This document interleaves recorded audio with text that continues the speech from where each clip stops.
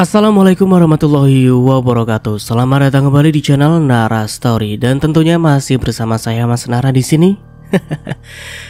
Apa kabar kalian semua? Semoga selalu baik-baik saja, sehat badannya, dilimpahkan rezekinya dan dihindarkan dari segala marbaya. Amin.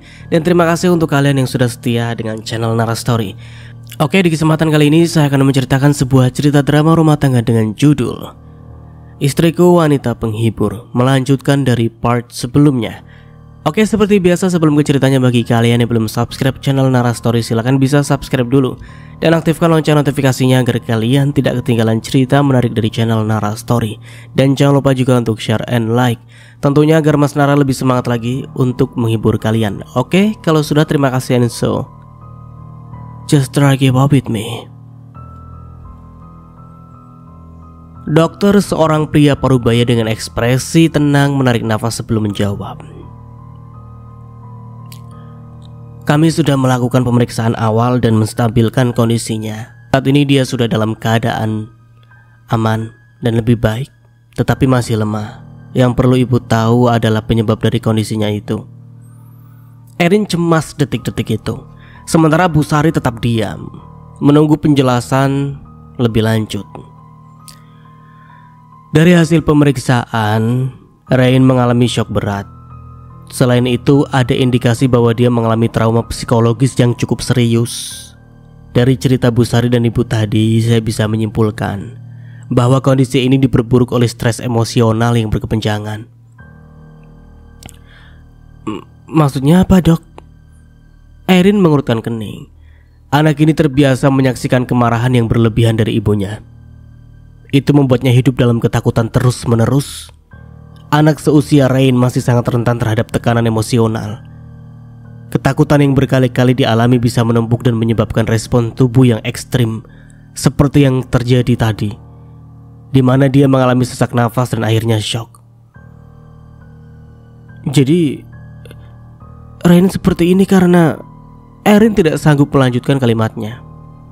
Ya karena kau, Erin, karena cara kau memperlakukan anak-anakmu selama ini. Erin merasa seperti ditampar keras.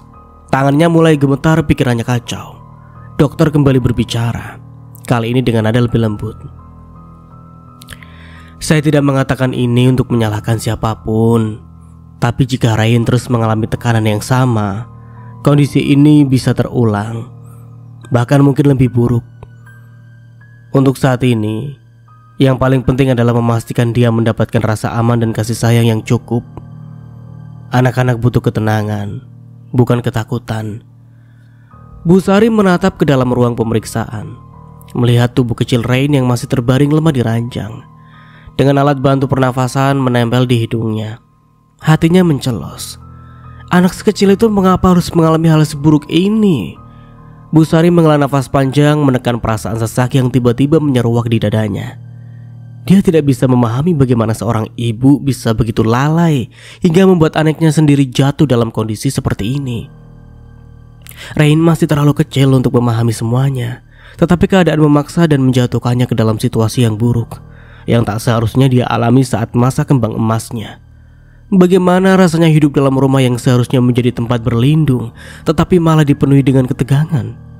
Bagaimana rasanya melihat sosok yang seharusnya memberikan kasih sayang justru menjadi sumber ketakutan terbesar? Bu Sari dapat menyimpulkan semua itu cukup mendengar dari penjelasan dokter saja, yang sudah jelas menjawab semua pertanyaan tadi tentang mengapa Rain sekecil itu bisa mengalami syok berat. Di lain sisi, Erin duduk di kursi sebelah ranjang rumah sakit. Wajahnya tertunduk dengan mata yang tampak berkaca-kaca.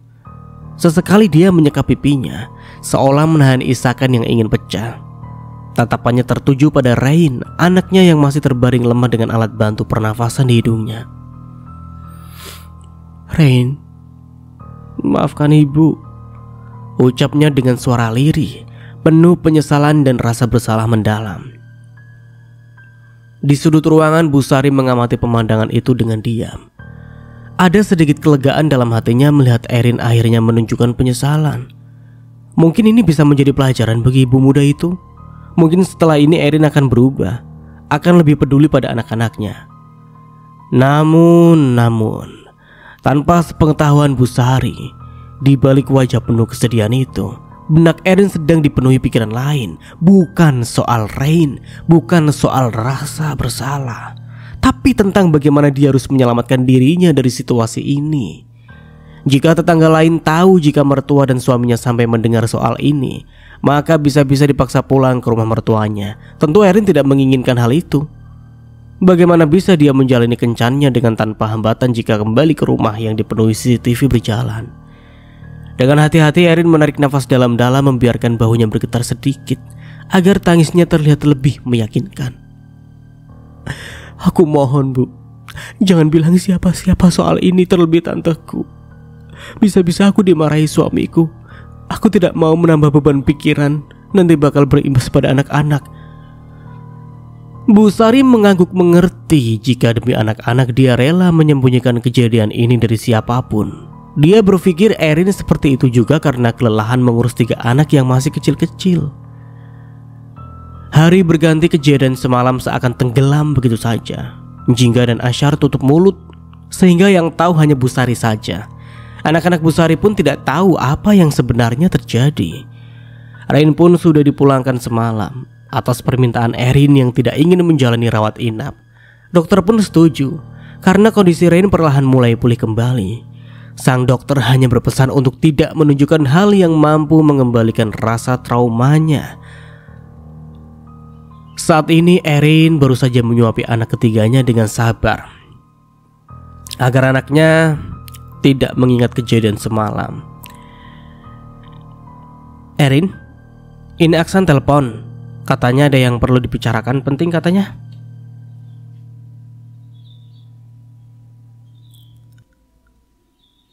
Apa, Bu Sari?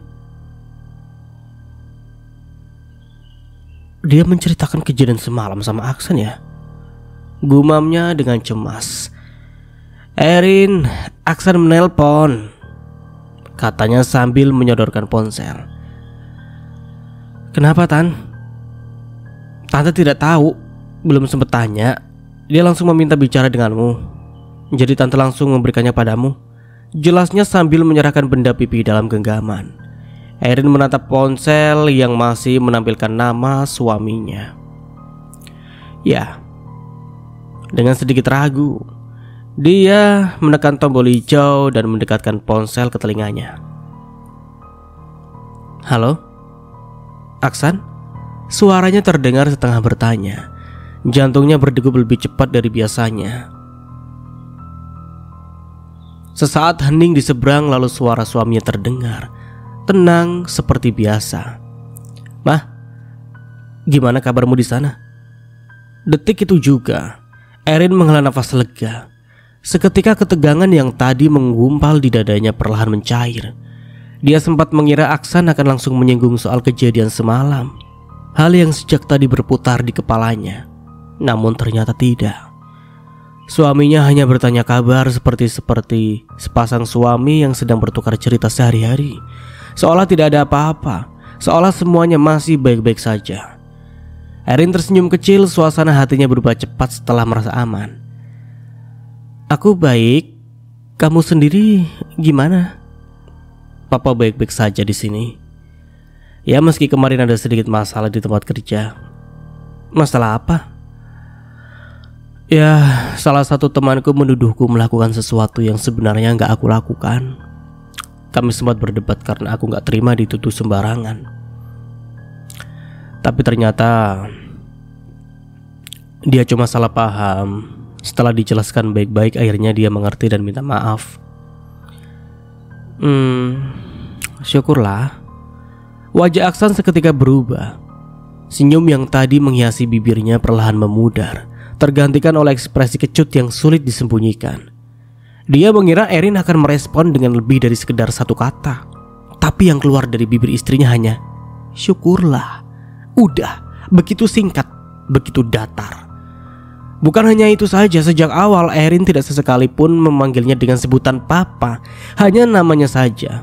Terkesan datar, tanpa kehangatan, padahal sejak tadi Aksan selalu memanggil Erin dengan sebutan mama loh. Nama panggilan yang seharusnya terdengar wajar bagi mereka sebagai pasangan suami istri. Seketika sesuatu dalam dirinya terasa ganjil. Ada jarak yang belum sepenuhnya terjembatani. Meski dia berusaha berbicara seperti biasa, Erin memang membalas pertanyaannya, menjawabnya dengan tenang.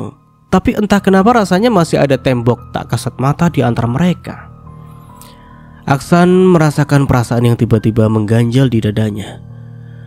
Dia tidak ingin terburu-buru menyimpulkan apapun. Tapi satu hal yang jelas, ada sesuatu yang berbeda dalam cara Erin berbicara dengannya hari ini. Tidak hanya hari ini saja dia merasakannya, tapi sudah cukup lama. Hanya saja Aksan selalu berusaha menepis perasaan buruk itu, sebab tak ingin menimbulkan masalah dalam hubungan mereka. Aksan menarik nafas dalam, mencoba menepis prasangka yang mulai menggelayut di pikirannya. Mungkin ia hanya terlalu sensitif. Mungkin Erin hanya sedang lelah. Dia tidak ingin berlarut-larut menilai bahwa istrinya semakin dingin. Jadi dia memilih untuk mengalihkan pembicaraan. Oh ya, anak-anak gimana mah? Tanyanya suaranya lebih ringan, berusaha mencarikan suasana. Baik. Bahkan sangat baik sejak tinggal di rumah tante. Jawab Erin, nadanya terdengar lebih santai dibanding sebelumnya. Syukurlah, mereka gak rewel kan? Enggak sama sekali.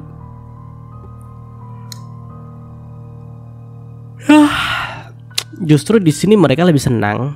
Banyak anak-anak tetangga yang seumuran, jadi mereka punya banyak teman. Aksan tersenyum tipis. Iya, setidaknya ada kabar yang bisa sedikit menghibur hatinya meski rindu pada anak-anak belum terobati. Setidaknya mengetahui mereka baik-baik saja, bahkan lebih bahagia, sudah cukup untuk membuatnya sedikit tenang. Padahal tanpa Aksan tahu, Erin baru saja berbohong. Kenyataannya Jingga, Ashar, dan Rain tidak sebaik yang Erin katakan. Mereka tidak lebih bahagia, mereka justru semakin tertekan. Sejak tinggal di rumah tante Erin, dunia mereka terasa semakin sempit. Tak ada lagi nenek yang selalu melindungi mereka. Tak ada lagi kakek yang setia menemani dan mendengar cerita-cerita kecil mereka. Di sini, Erin lebih sering mengurung mereka dalam rumah. Bukan karena ia ingin melindungi mereka, bukan. Tapi karena ia tak ingin bersusah payah mengawasi saat mereka bermain di luar. Berbeda dengan saat mereka tinggal bersama nenek, di mana mereka masih bisa bermain bebas, tentu dengan pengawasan yang baik. Kini halaman rumah pun terasa asing, seperti batas yang tak boleh mereka lewati. Namun bukan hanya kebebasan yang mereka tidak dapatkan, lebih dari itu. Batin mereka juga semakin tertekan. Erin yang dulu mereka kenal sebagai ibu, kini lebih sering menjadi sosok yang menakutkan. Kesalahan sekecil apapun bisa membuat mereka dimarahi, bahkan dihukum. Jika Erin sedang kesal, tangan atau suaranya tak lagi menjadi batas.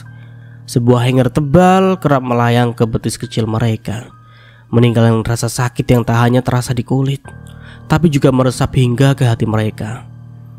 Bukan ketenangan yang Erin dapat dari tindakan itu, melainkan anak-anak yang semakin pendiam.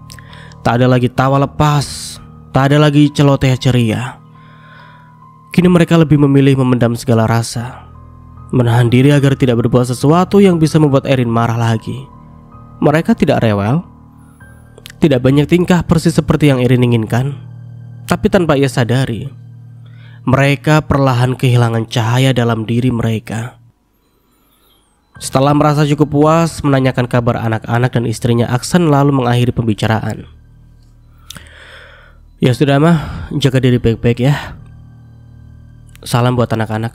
Iya, jawab Erin dengan singkat. Tak lama setelah itu, panggilan berakhir. Erin menatap layar ponsel sejenak sebelum menyerahkannya kembali pada tantenya yang masih berdiri di dekatnya. Apa yang kalian bicarakan? Apa ada sesuatu yang penting? Gak ada. Kami cuma bertukar kabar seperti biasa. Tantenya mengangguk. Meski sorot matanya masih tampak ingin tahu lebih banyak, namun Erin tidak menambahkan apa-apa lagi. Baginya percakapan tadi memang tak lebih dari rutinitas, hanya sekedar memastikan satu sama lain masih ada di tempat masing-masing, menjalani hari seperti biasa. Bulan demi bulan berlalu, dan Erin semakin tak becus mengurus ketiga anaknya. Jika dulu dia masih ada niat menjaga mereka dengan meski sedikit saja, kini dia semakin abai. Jingga, Asyar, dan Rain sudah jarang dimandikan. Tubuh mereka selalu terasa lengket, rambut mereka lepek dan berbau keringat. Baju yang mereka kenakan sering kali lusuh, dengan noda sisa makanan atau tanah yang tak lagi Erin pedulikan. Astagfirullah, kok ada ya ibu seperti itu. Anaknya udah 3 masih hobi selingkuh. Idih, sini kumpul deh yang mau cetak Erin. Mas Nara ikut. Mas Nara gak boleh ya, nanti KDRT. Kok KDRT, kan Mas Nara bukan kepala rumah tangga. Entahlah, kita lanjut. Makanan pun hanya tersedia sekali sehari, itu pun jika Erin sedang berkenan memasak. Lebih seringnya dia hanya membeli makanan dari luar atau meminta lauk pada tantenya. Kadang anak-anak harus menahan lapar lebih lama karena Erin malas beranjak dari tempat tidurnya. Ya ampun. Perubahan ini tentu tak luput dari perhatian para tetangga. Saat mereka berkumpul di tukang sayur atau di depan pos ronda, bisik-bisik tentang Erin dan anak-anaknya mulai terdengar. Mereka kasihan melihat Jingga, Asyar, dan Rain yang semakin tak terawat. Tubuh kecil mereka nampak kumal. Wajah-wajah polos itu tak lagi seceria dulu.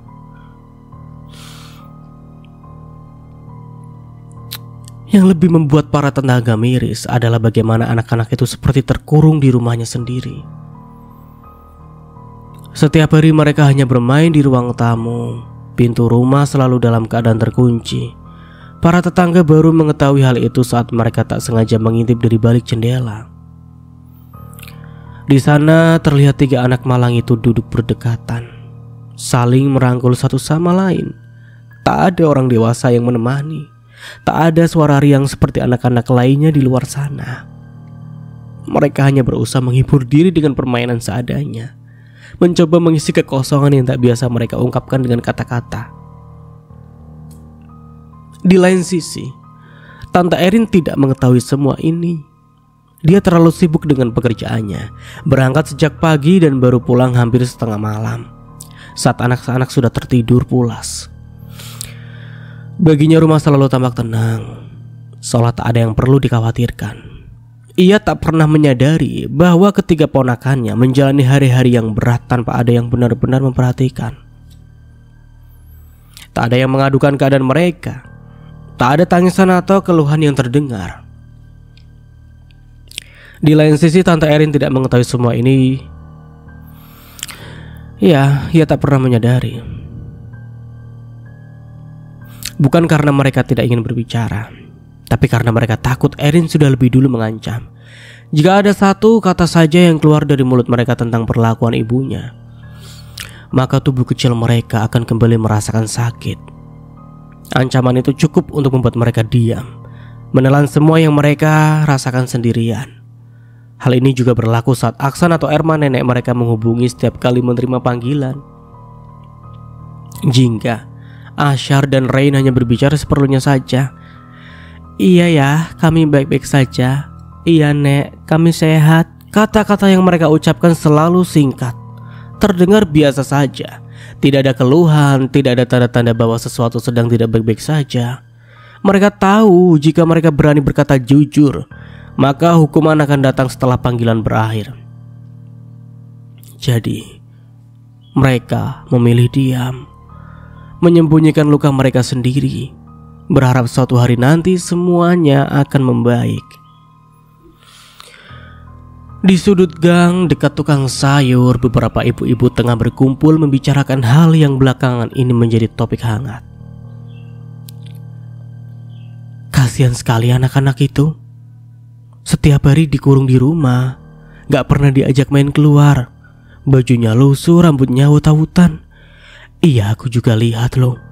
Tiap kali lewat depan rumahnya suasananya selalu sepi. Padahal di dalam mereka ada, saut yang lain. Menurut kalian kita laporin aja ke suaminya Erin? Siapa tahu dia gak tahu keadaan anak-anaknya di sini. Iya ya, tapi gimana caranya? Kita kan gak punya kontak suaminya. Lagi pula, masa kita tiba-tiba tanya nomor Aksan ke Tante Erin? Ya bisa. Nanti malah ketahuan kalau kita ngomong mereka. Iya ya, lagi pula Tante Erin juga sama aja. Dia kan kerja dari pagi sampai malam, gak peduli sama keponakannya. Siapa tahu dia sama jahatnya kayak Erin. Hening sejenak. Semua orang di sana tahu bahwa sesuatu harus dilakukan. Tapi mereka juga ragu. Mereka juga tidak mengenal Aksan, tidak tahu bagaimana reaksinya jika tiba-tiba seorang menghubunginya untuk membicarakan hal seperti ini. Hingga detik ini belum ada satupun yang berani mengambil langkah pertama. Mereka hanya bisa mengamati dari kejauhan, bergumam prihatin tapi tetap terjebak dalam kebingungan. Lalu di antara mereka ada seseorang ibu yang sejak tadi ikut dalam percakapan itu berniat memberi sesuatu pada anak-anak Erin. Iya, ia kini menggenggam 3 bungkus keripik yang baru saja dibelinya dari tukang sayur, lalu menatap rumah Erin dengan tatapan bimbang. Aku cuma mau kasih ini buat anak-anak. Kasihan mereka pasti jarang jajan. Gumamnya lebih kepada dirinya sendiri. Ia melangkah mendekati jendela rumah Erin yang sedikit terbuka. Cukup untuk sekedar menyelipkan sesuatu. Tak ada niat lain dalam hatinya selain rasa iba. Dia tidak ingin mengintai, tidak ingin ikut campur urusan rumah tangga orang lain. Hanya ingin memberikan sesuatu untuk anak-anak yang sudah lama tampak kurang terurus.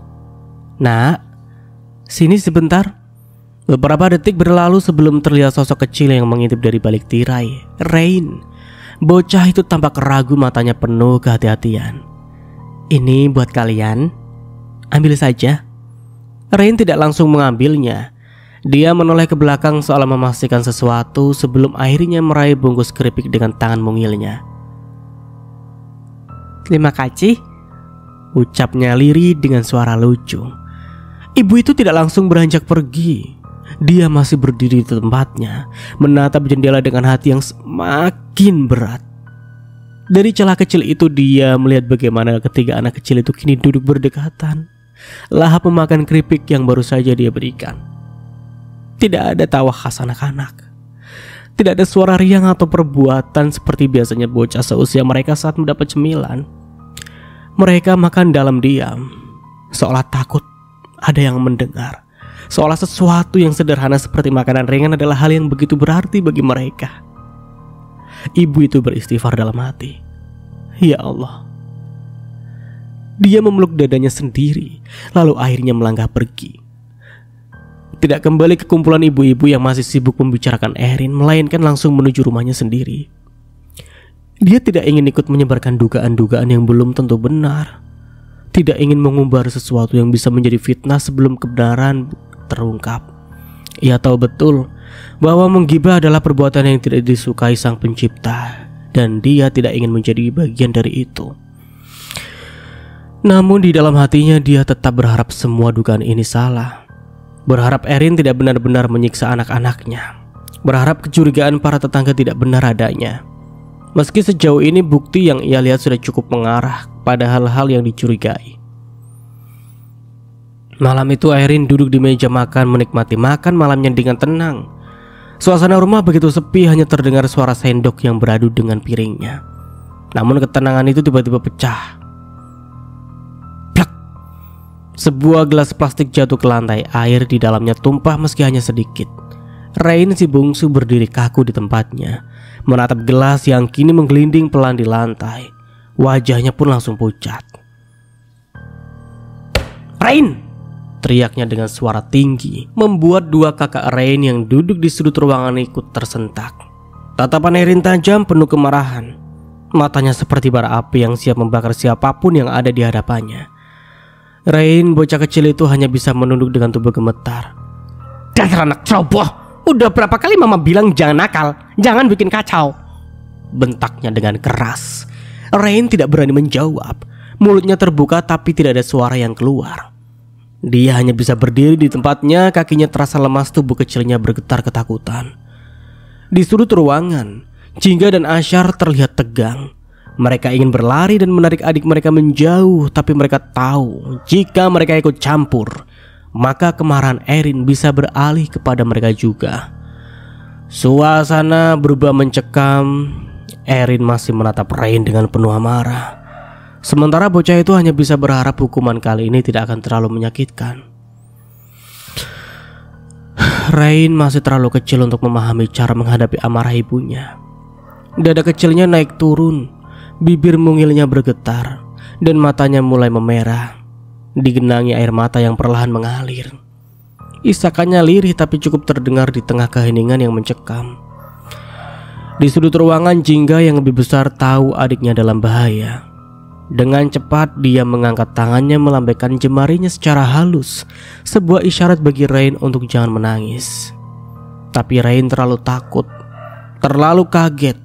Tubuhnya bergetar dan isakannya semakin terdengar. Jingga menelan ludah, hatinya mencelos.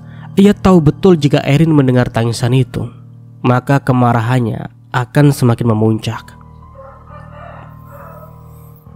Dan benar saja, Erin yang awalnya hanya berdiri dengan tatapan tajam, kini mulai melangkah maju. Suara kursi yang bergeser kasar menambah ketegangan di ruangan. "Nangis, coba nangis!" Suara Erin meninggi.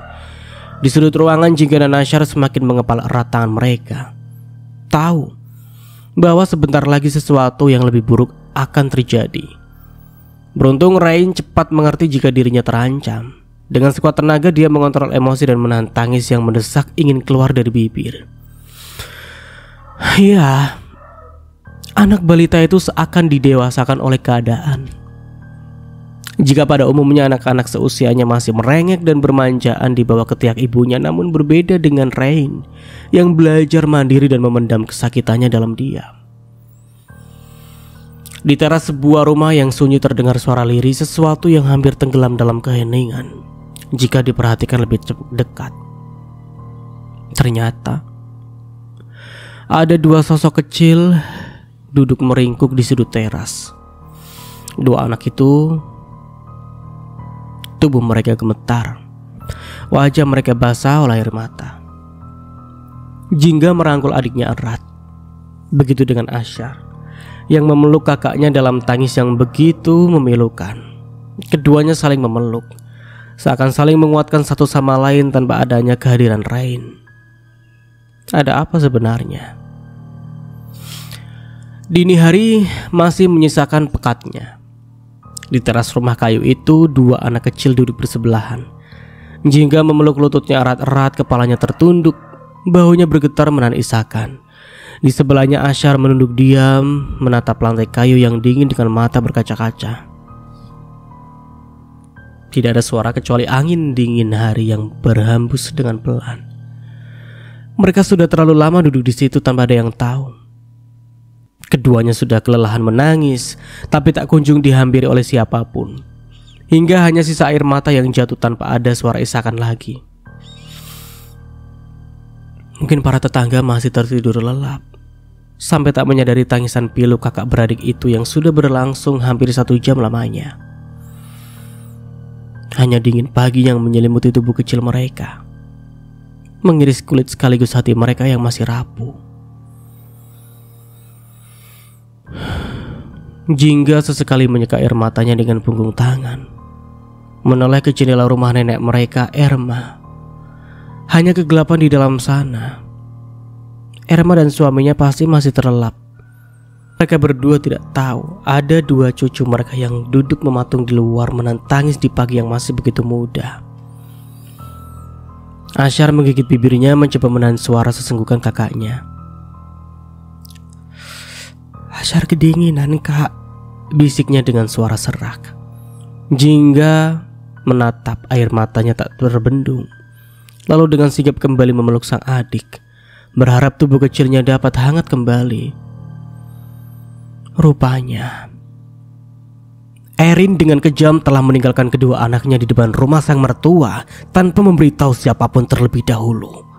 Dalam sunyi dini hari saat langit masih gelap dan rumah-rumah di sekitar terlelap dalam keheningan, ia datang tanpa suara, tanpa ragu.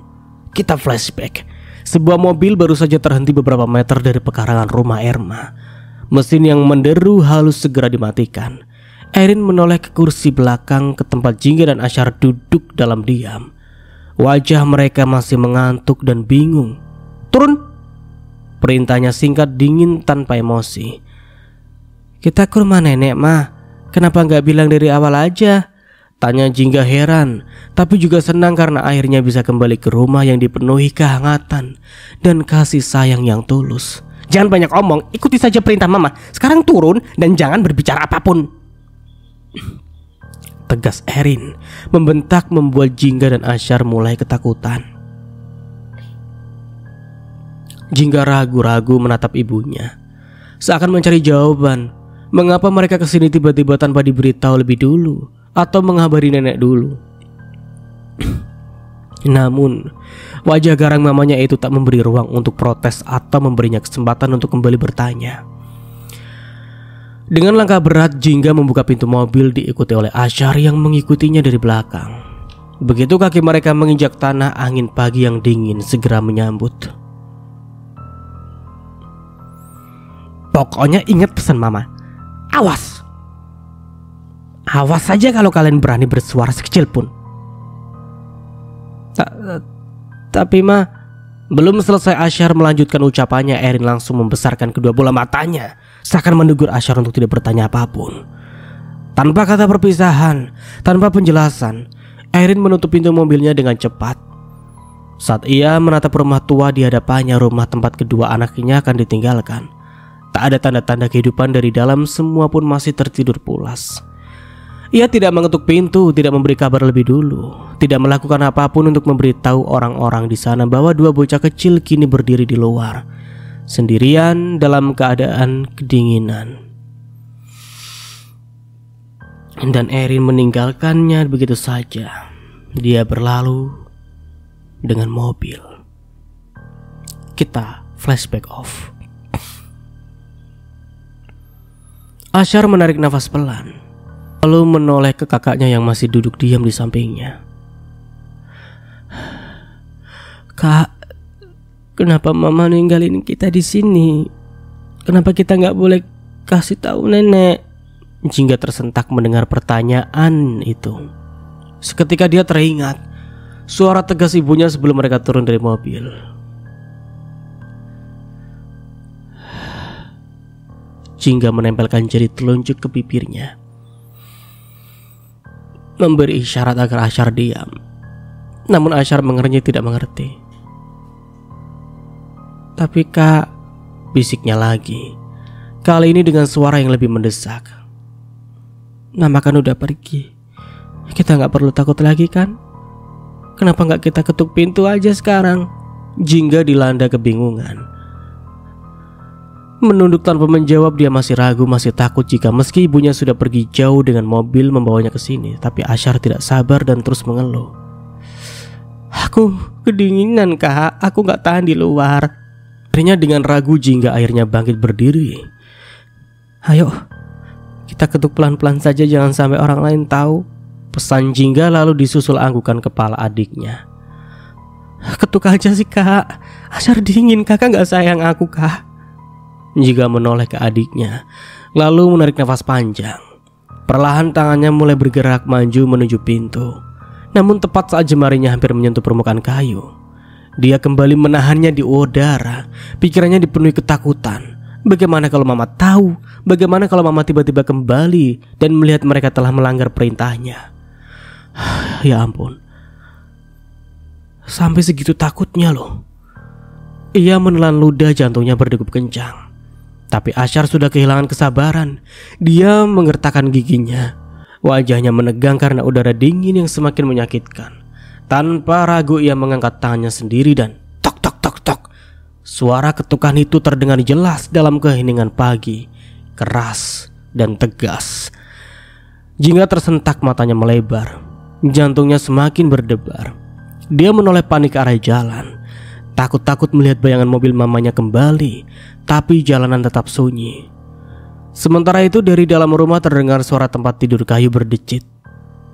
Mungkin saja itu Erma atau Abdul yang menyadari ada suara ketukan pintu. Udah kak, nenek pasti bangun. Kakak bilang pelan aja Syar, bisiknya dengan nada penuh ketegangan. Kalau mereka dengar nanti kita jadi masalah. Tapi kak, kalau aku gak ketuk kenceng, nenek bisa saja gak dengar. Suaranya bergetar, bukan hanya karena dingin, tapi juga karena rasa bersalah. Jingga menutup matanya sesaat, mencoba mengendalikan emosi dengan menghela nafas panjang. Dia tahu adiknya kedinginan. Dia tahu Asyar hanya ingin cepat masuk ke dalam.